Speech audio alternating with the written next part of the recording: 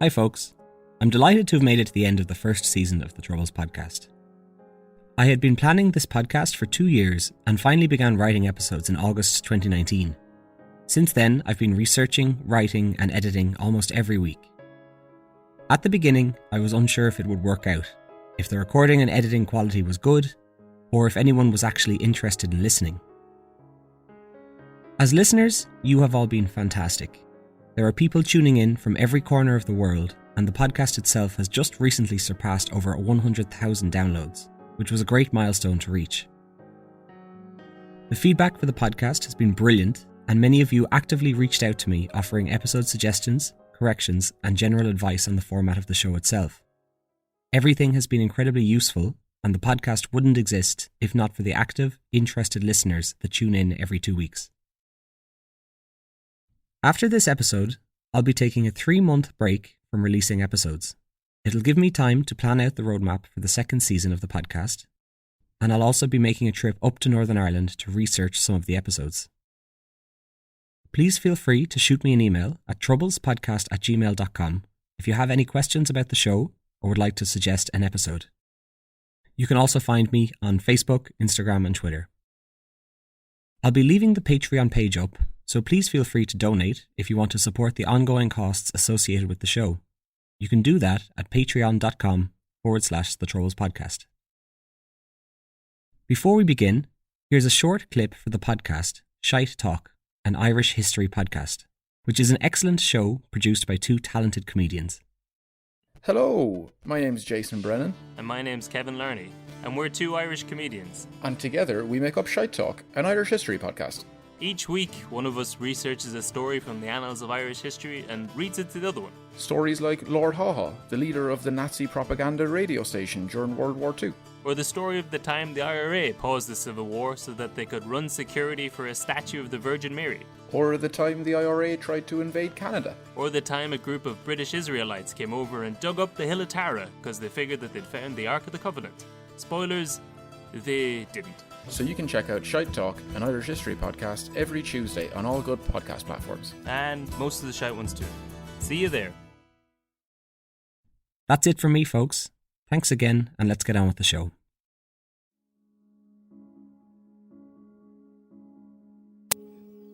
Without people, even Ireland is only a jungle.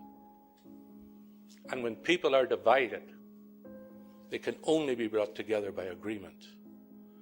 And they certainly can't be brought together by guns and bombs. John Hume was one of the most important individuals throughout the Troubles. He spent decades of his life campaigning for a civil solution to the never-ending violence in Northern Ireland, and helped to navigate the path to peace, earning himself a Nobel Peace Prize along the way. He passed away on August 3rd, 2020, and this episode is being recorded shortly after his death, as people all over the world have come together to celebrate his life. This is the Troubles Podcast, a podcast which explores the violence and bloodshed that occurred in Northern Ireland, the Republic of Ireland, and Great Britain, as multiple sides and organisations waged a conflict over the status of Northern Ireland.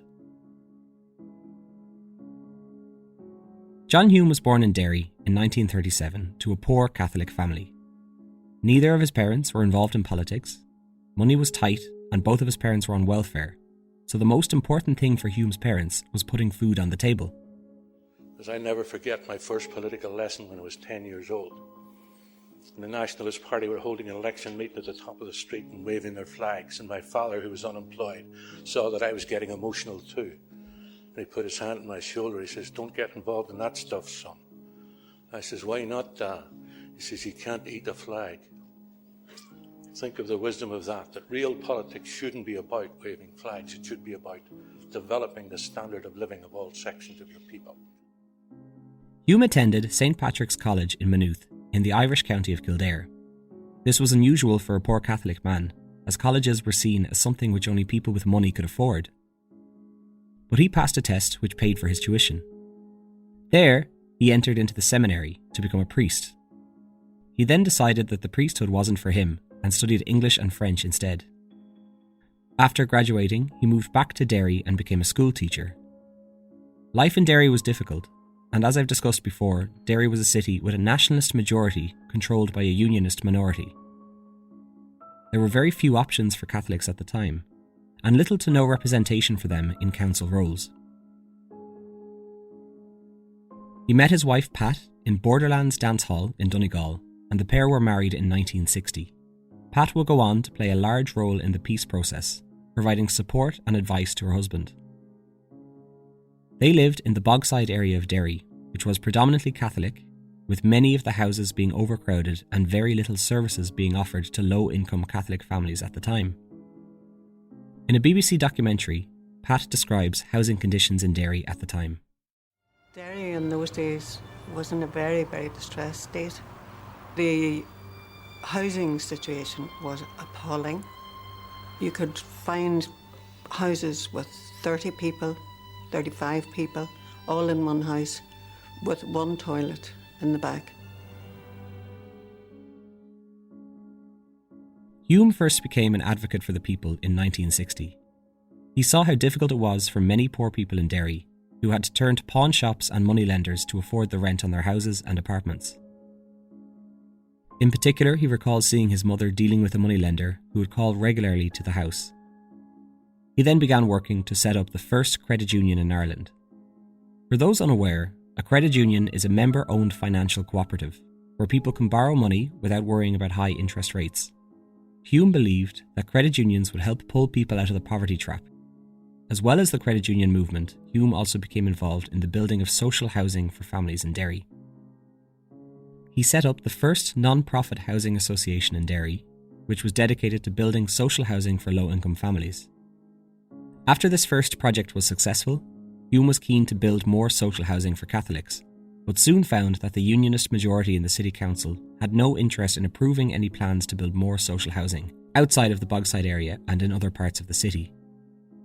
In 1965, Hume also spearheaded the campaign for a new university in Derry, as this would bring a new level of jobs and education to the city.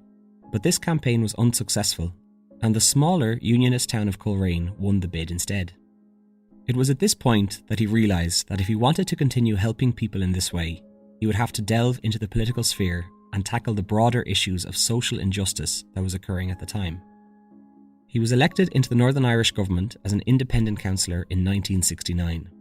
The Social Democratic and Labour Party, or SDLP, was a nationalist party founded in 1970 by Hume and others. Hume went on to lead the party in 1979 and remained in office until 2001. The SDLP party are a fiercely non-violent nationalist party, and their political aim was to unite Northern Ireland with the Republic of Ireland in a peaceful manner.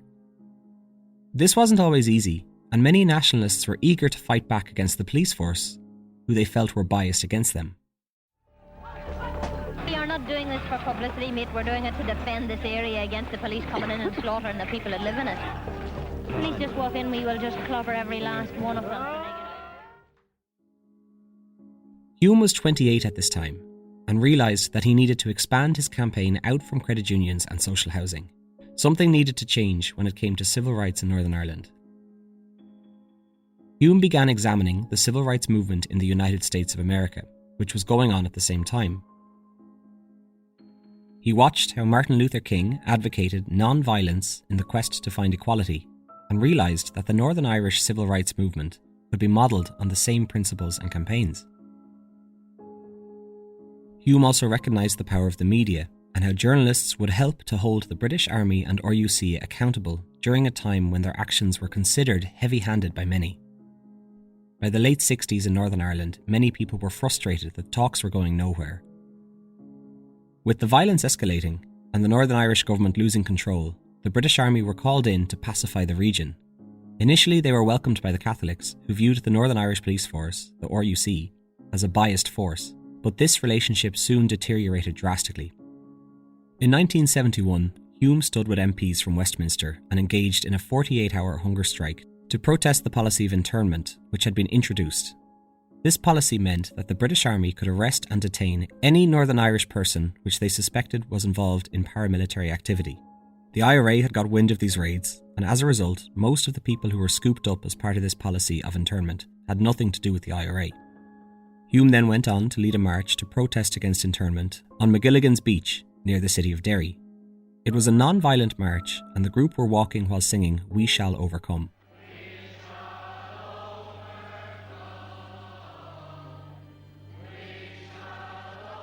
This song was initially an American gospel song, which became the anthem of the civil rights movement in America, and was sung during marches in Northern Ireland as well. The British Army arrived on the scene and blocked the marchers from entering what they deemed was a prohibited area. They then baton-charged the marchers and began firing rubber bullets into the crowd. Hume ended up confronting a British soldier during the confrontation, which was caught on tape. Could you tell me on what authority that you're holding us back here from walking along the street? This is a prohibited area. You're not allowed in a prohibited area, and it goes 3 miles out to sea. Under what law? Would you ask those men not to stop firing rubber bullets at women, please? They will not. They'll stop it, provided you keep away from the war and don't try to enter this prohibited area. Yeah, but we want to march in there. We're not allowed to march in here. Why not? It doesn't belong to you. It doesn't belong to you. You can't prohibit it. It's been prohibited by your government.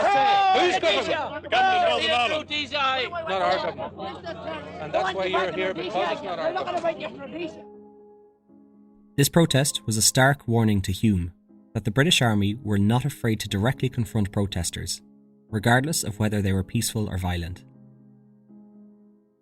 There was another march planned for the following Sunday, and Hume was worried, warning his peers not to go ahead with the march. It went ahead anyway and became known as Bloody Sunday, a day in which the British Army opened fire into the crowd, killing 14 people. Hume didn't go to the march, but spent the rest of the evening dealing with the fallout, going to hospitals to speak to the wounded, and then to homes to speak with families of the dead. Bloody Sunday was seen by many as the point of no return for the Troubles. The anger that these killings caused led to a huge uptick in people joining the IRA and wanting to fight back against the British Army and Unionist paramilitaries. As a nationalist who refused to support the IRA, Hume found himself in a bit of a dangerous position. Hardline Irish nationalists thought that he was a traitor because he continued to engage with the Unionists. His house was firebombed, and the words traitor was regularly painted on his house during the most violent years of the Troubles. He had an unwavering sense of resolve and never let this intimidation get in his way. But he soon realised that he would need outside help if he was to broker peace in Northern Ireland. The name John Hume was well known in Northern Ireland by this stage, but he had also become known further abroad. The Irish diaspora in the US was huge, and many senior politicians in the US had originally come from Ireland and were keeping a close eye on the situation in Northern Ireland. One politician in particular, Senator Edward Kennedy, who was the brother of John F. Kennedy, was moved by Hume's activism. In 1969, Edward was a young senator in Boston and sent a telegram of support to Hume which read, "Today the Irish struggle again, but not alone. Your cause is a just cause. The reforms you speak are all basic to all democracies worthy of the name. My hopes and prayers go with you. Senator Edward M. Kennedy." This communication led to a face-to-face meeting between the two in 1972, and this introduced Hume to some powerful Irish-American politicians, including Tip O'Neill, who was the Speaker of the House and the third most powerful man in US politics, after the President and Vice President. Hume realised that if he could start a discourse with Tip, there was a chance he could bring the Troubles in Northern Ireland to the forefront of US politics. Hume was a shrewd politician and was excellent at developing relationships with these important figures. He tugged at Tip's heartstrings by travelling to Donegal in the Republic of Ireland and finding the original home of Tip's grandparents. When Tip visited, Hume brought him to the remains of the home and Tip was reduced to tears. Along with Edward Kennedy and Tip O'Neill, Hume then won the trust of two other powerful Irish Americans, Governor Hugh Carey and Senator Patrick Moynihan. The four became known as the Four Horsemen and had complete faith in John Hume and a vast amount of clout in the US political sphere. They believed that they could work to broker peace in Northern Ireland, using the approach which Hume himself believed in. He believed in a three-strands approach in Northern Ireland. Better communication was needed between three pairs of groups: Protestants and Catholics in Northern Ireland and the Republic of Ireland, and Ireland and Britain. This approach became the basis for all future peace talks. The horseman then set about trying to get Americans to stop supporting the IRA and to stop donating to NORAID, which was an Irish-American committee which raised funds in the USA for the IRA's armed campaign back home. Then, in 1977, US President Jimmy Carter made a speech about Northern Ireland, calling for Hume's three-strand approach, and it was clear that Hume was being listened to overseas. The US was in a complex position, because it was important for them to maintain their diplomatic relationship with the United Kingdom and the Republic of Ireland, and any official statement could alienate one of the nations. There was then a strain on relations in 1994 after the US granted the Sinn Féin leader Gerry Adams a 48-hour visa to visit America, even though at the time he was classed as a terrorist in the UK. The US President at the time, Bill Clinton, hoped that the meeting would lead to the IRA renouncing violence. In 1985, Margaret Thatcher signed the Anglo-Irish Agreement, which was a treaty between the UK and Ireland and an attempt to bring an end to the Troubles. Thatcher disagreed with the agreement from the outset, and when asked why she signed it into law, she replied, saying that the Americans made her sign it. In the end, the agreement was unsuccessful, but it did improve relations between one of the three strands, the Republic of Ireland and the United Kingdom, which was critical when the Good Friday Agreement would eventually be signed over a decade later. Another major issue in Northern Ireland was that large parts of it were languishing in poverty. There simply wasn't enough labour for the growing population. Hume set about trying to change this and attract businesses to Northern Ireland. He believed that pulling people out of poverty would help improve the lives of the men and women living in Northern Ireland. As well as being inspired by the US civil rights movement, Hume was also heavily inspired by the European Union. He was elected to the European Parliament in 1979 and was amazed at how countries who were once mortal enemies in the Second World War could heal their wounds and work together as a combined force. I was personally, as a political leader, very heavily influenced in my approach to this problem by my European experience. I often tell the story that when I first went to Strasbourg in 1979 as a member of the European Parliament, I decided to go for a walk to see where I was. And I walked across the bridge from Strasbourg in France to Kiel in Germany. And I stopped in the middle of the bridge and I meditated. And I said to myself, good Lord, if I had stood in this bridge 30 years ago, at the end of the Second World War, 35 million people dead, for the second time in a century, the worst period in the history of the world in terms of the slaughter of human beings. And if I had said then, in 1949, 4 years after it, don't worry, in not too many years, it's all over. And those peoples will be all together in a united Europe. I thought I would have been sent to a psychiatrist if I'd said it then. But it happened. And it's the duty of everyone seeking peace in areas of conflict to study how it happened. Because when you think of it, European Union is the best example in the history of the world of conflict resolution. By now it's the late 80s, and Hume has made the Irish question a global question. Politicians were talking about it in the USA, and it was also being discussed in the European Parliament. The relationship between the Irish and British government was slightly better, and business was starting to come back to Northern Ireland. But there was still one piece of the puzzle missing. He needed to speak to the IRA, who were refusing to end their campaign. But as the years wore on, the IRA began to realise that the war that they were waging was unwinnable, and that this stalemate could last for decades. The leader of Sinn Féin, Gerry Adams, couldn't leave the country and had little to no relationship with other world leaders, whereas Hume had built a relationship with many, including the US President, the Irish Taoiseach, British Prime Ministers, and the European Union. The IRA gradually became interested in talking to Hume. In 1988, a secret meeting was organised between Hume and Gerry Adams. News of these talks was leaked, and as Sinn Féin was seen as the political wing of the IRA, Hume was publicly castigated for talking with what many considered at the time terrorists. This is 1988, and there's been a lot of calls. The year opened with everybody who was eminent in sight calling for dialogue. What's the point of dialogue? What's the point of Brian, dialogue? would you let me answer your question? What about this point, though? You have said repeatedly that you will not speak to people who are ambiguous on violence. I did not say that.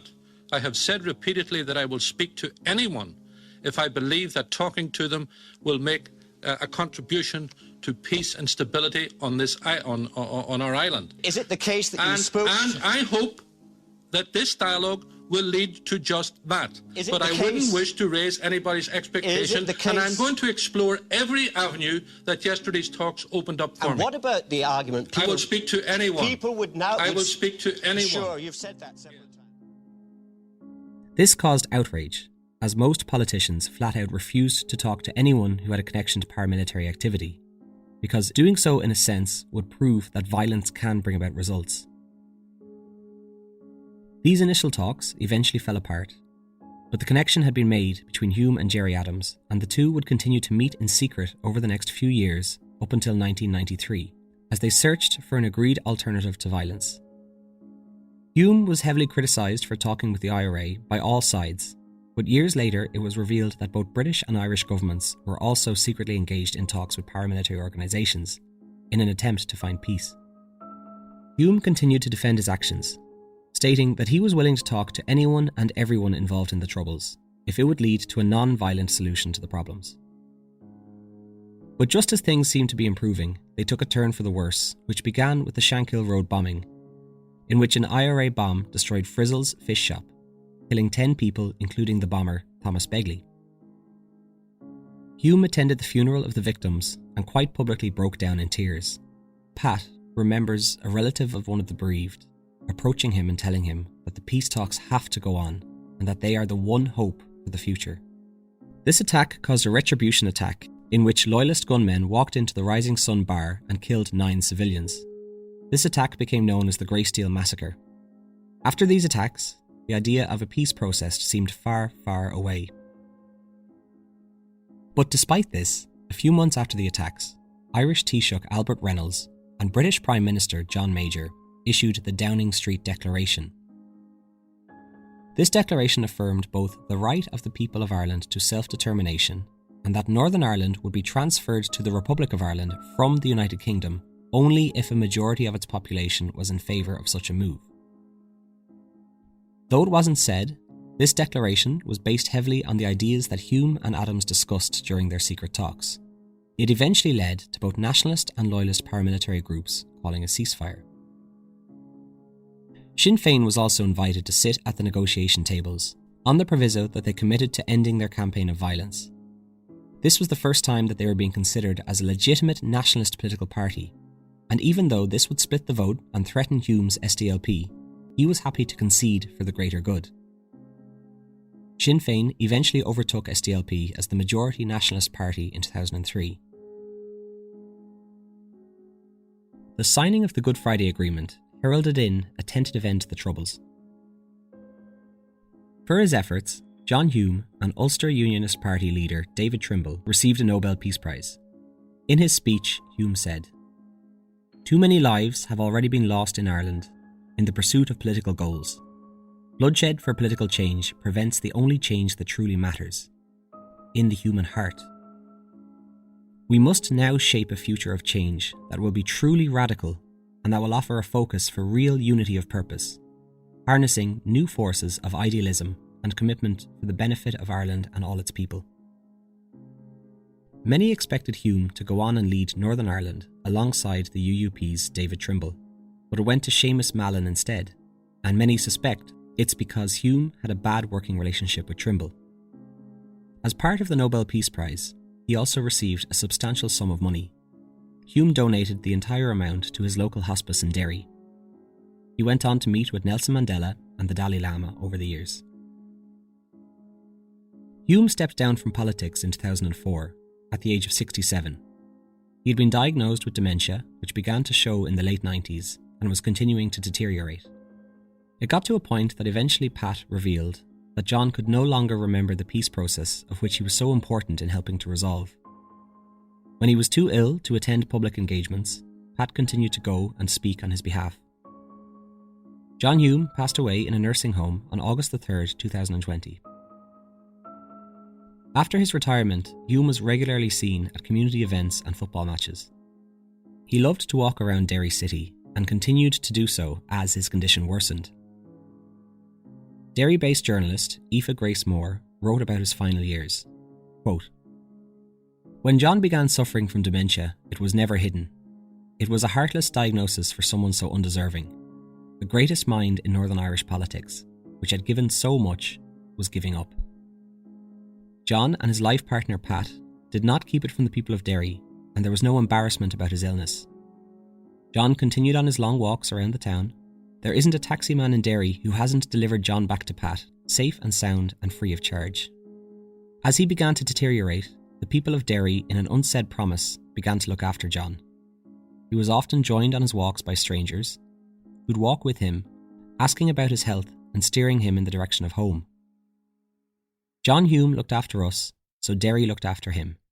John Hume may be the father of the peace process, but he will always be one of Derry's greatest sons. Rest in peace, John." Years before his death, Hume bowed out of public life by appearing on the Irish talk show The Late Late Show and announcing his retirement. He finished the interview with a song, as he was very fond of singing. I'll finish this episode with his rendition of Danny Boy. Thanks for a great season, folks. See you in the next one. Oh, Danny boy, the pipes are calling from glen to glen and down the mountainside. The summer's gone and all the flowers are dying. 'Tis you must go and I must bide. Everybody. But come ye back when summer's in the meadow, or when our valleys hushed and white with snow.